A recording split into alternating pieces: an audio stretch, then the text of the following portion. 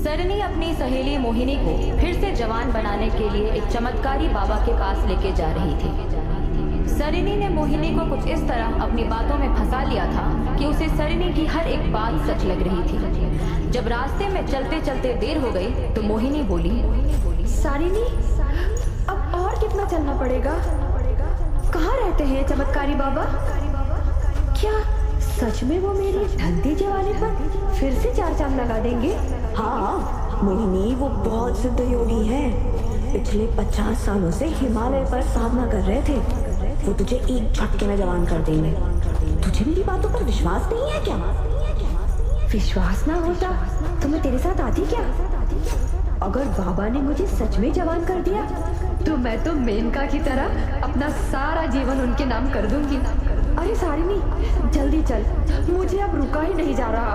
नहीं रुको, तू उनसे ऐसे थोड़ा मिल सकती है। पहले तुझे शुद्ध होना पड़ेगा। अच्छा, और वो कैसे? ये तालाब देख रही है? इसमें तुझे 3 बार डुबकी लगानी पड़ेगी। उसके बाद ही तू उनसे मिल सकती है। अच्छा ठीक है फिर। तू अपने सारे गहने पहनकर आई है ना? पापा इन गहनों को भी 2 गुना कर देंगे।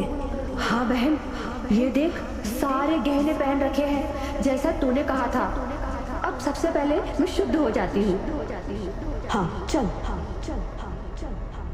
ठीक है मोहिनी, अब जल्दी से डुबकी लगा। ठीक है। 1 2।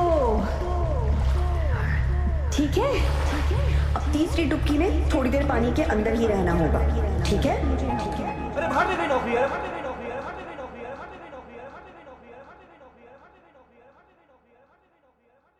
ठीक है। गई कहाँ से?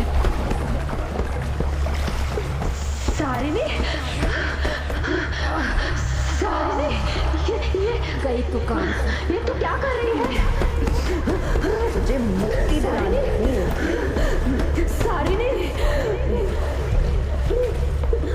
बहुत हाथ पैर चलते हैं ना तेरे। रुक, कभी बताती हूँ। तुम ऐसा क्यों कर रही हो सरिनी? ये ले।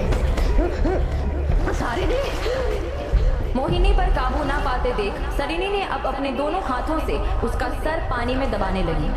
मोहिनी पानी के अंदर हाथ पैर मार रही थी, अपने आप को बचाने की पूरी कोशिश कर रही थी, लेकिन उसकी कोई कोशिश काम नहीं आई और कुछ ही देर में उसके हाथ पैर ढीले पड़ गए।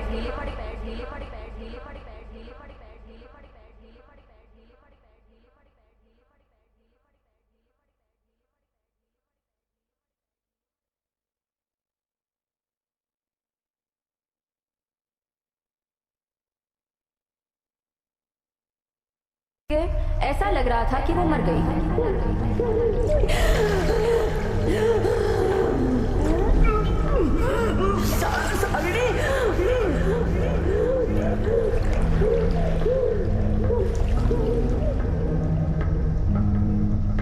लगता है मर गई साली। अब इसके सारे गहने निकाल के इसकी लाश यहीं सड़ने छोड़ देती हूँ। जितना सोचा था उससे ज्यादा गहने निकले हैं इसके पास। जल्दी से गहने लेकर निकलती हूँ। ये क्या? इस वक्त यहाँ कौन आ गया? ये तो यहीं आ रहा है। मैंने कहीं रोक। कौन है तू? अरे लगता है कोई यहीं आ रहा है। मुझे जल्दी करना होगा। निकल जा। जो भी है वहीं रोक। निकल जा।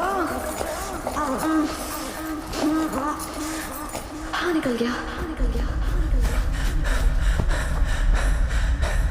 मर गई। अरे जेका, जो औरत पानी का कर रही जाए, बाहर निकालना पड़ा।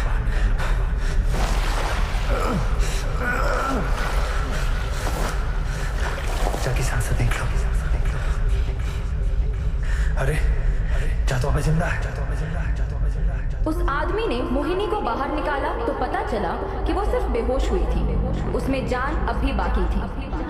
अपने पर हुए जानलेवा हमले की रिपोर्ट लिखवाने वो सीधा पुलिस के पास पहुंची और सारी बात बता दी। उसके बाद इंस्पेक्टर ने सरिनी को पूछताछ के लिए पुलिस स्टेशन बुलाया। तो तू है सर जिसने अपनी सहेली को ही मारने की कोशिश की, पर तेरी किस्मत खराब नहीं। वो तो जिंदा बच गई, पर अब तू नहीं बच पाएगी। नहीं साहब, वो मोहिनी तो साली झूठ बोलती है। अरे जलती है मेरे से। पहले हम एक ही कोटे पर थे ना, तो सारे ग्राहक मेरे पास ही आते थे, तभी से वो मेरे से जलती है साहब। मैं सबसे सुंदर जो थी। क्यों, आपको नहीं लगता मैं सुंदर हूँ? अपनी हद में रह, तो जैसी बाजारू औरतों के बारे में सब जानता है। तुम लोग अपने माँ बाप के सगे नहीं होते, तूने जरूर उसे मारने की कोशिश की होगी। नहीं साहब, ये बिल्कुल झूठ है। पहले वही मेरे को मारने की कोशिश की, उसके बाद ही मैंने खुद को बचाने के लिए ये सब किया साहब। तू मुझे बेवकूफ समझती है।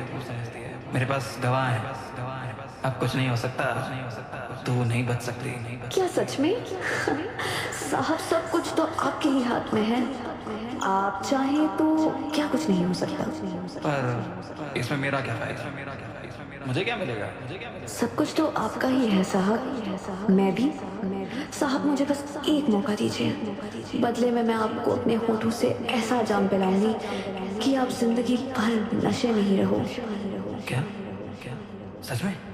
जी साहब, मुझे तो आप जैसा ही कोई चाहिए था जो कि मेरी जवानी की प्यास बुझा सके।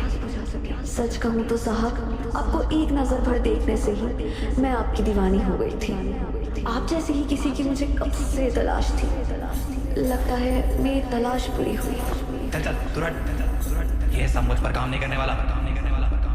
नहीं साहब, मैं बिल्कुल सच कह रही हूँ। मैं ये मेरे शरीर को आपकी सेवा में लगाना चाहती हूँ। मुझे अपने पास ही रख लीजिए, अब हमसे और बर्दाश्त नहीं होता। मुझे अपना बना लीजिए। अरे ये क्या कर रही हो? मुझसे दूर हटो। अभी दूर हटने की नहीं, पास आने की बारी है। साहब पास आइए ना, मुझे एक बार गले तो लगाइए। मैं कब से इसका इंतजार कर रही हूँ। क्या मैं आपको अच्छी नहीं लगती? क्या मैं खूबसूरत नहीं हूँ? नहीं, तुम बहुत खूबसूरत हो। तो फिर आइए ना, आपको मेरे साथ जो करना है कर सकते हैं। जब मैं तैयार हूँ और यहाँ कोई नहीं, तो डर किस बात का? मुझे आपकी सेवा का एक मौका तो दीजिए। देखिए, दिल पर हाथ रखिए। देखिए आपके लिए कितनी जोरों से धड़क रहा है। आपकी भी धड़कनें पड़ी हुई हैं। अब देरी किस बात की? ठीक है, यहाँ नहीं, अंदर चलो। जैसा आप कहें साहब। सरिनी ने लेकिन इंस्पेक्टर को अपने हुस्न के जाल में फंसा लिया और इंस्पेक्टर ने भी उस पर कोई चार्ज नहीं लगाया। लेकिन मोहिनी को जब यहाँ इंसाफ नहीं मिला तो वो सीधा एसीपी मुखर्जी के पास पहुंची। एसीपी मुखर्जी जुर्म की दुनिया में एक जाना माना नाम था और अब उन्होंने सरिनी का केस अपने हाथों में ले लिया। इसके बाद सबसे पहले वो इंस्पेक्टर के पास पहुंचे।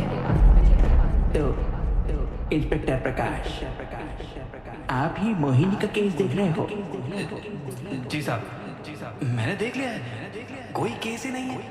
ये लोग ऐसे ही होते हैं, आपस में लड़ते हैं और पुलिस को परेशान करते हैं। मैंने सब रफा दफा कर दिया है। तो आपको ये भी पता होगा कि उस तालाब में अभी तक 3 लाशें मिल चुकी हैं। आपको नहीं लगता कि सारिणी और उन लाशों का कोई संबंध हो सकता है?